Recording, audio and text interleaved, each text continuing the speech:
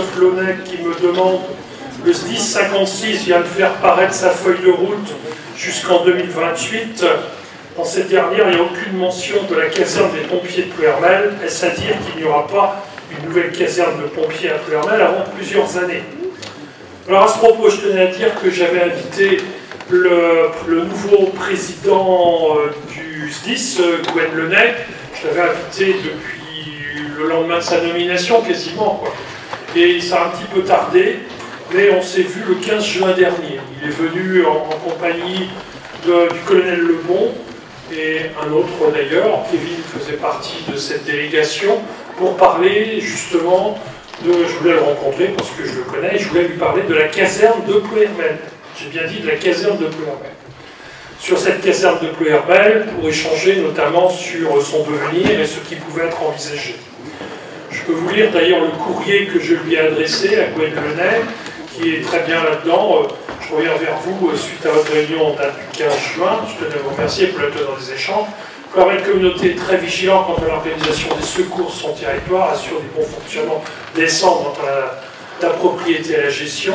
Comme je vous l'ai évoqué, notre communauté a sur ces 3 dernières années réalisé des réhabilitations des sites de Méniac et de Josselin. Aujourd'hui, le centre de secours de Ploërmel est au cœur de nos préoccupations. Ce centre d'incendie et de secours de Ploërmel est pour moi d'une importance capitale dans le maillage du territoire du nord du département.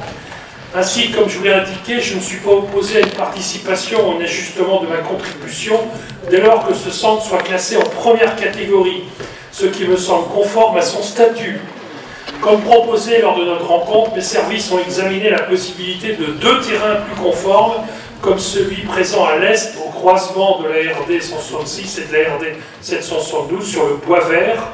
Donc c'est un terrain qui se situe à proximité de la rocade sur le Bois Vert, qui est assez facile d'accès. Je dirais comment le situer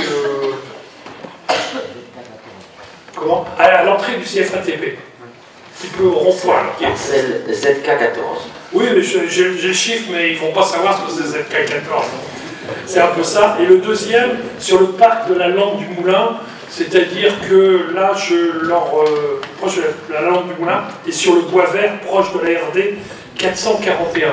Alors sur le Bois Vert, c'est simple, c'était le terrain où sont entreposées actuellement la base de vie des travaux du centre de Ploërmel, là où il y avait le camp qui accueillait les gens qui ne voyaient pas les gens, des industriels forains,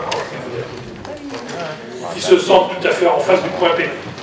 Voilà les 2 propositions faites, 2 terrains qui semblent tout à fait appropriés, qui ont recueilli un certain assentiment du colonel Lebon, et j'ai oublié le nom de son accompagnateur, mais qui était chargé de l'immobilier au SDIS.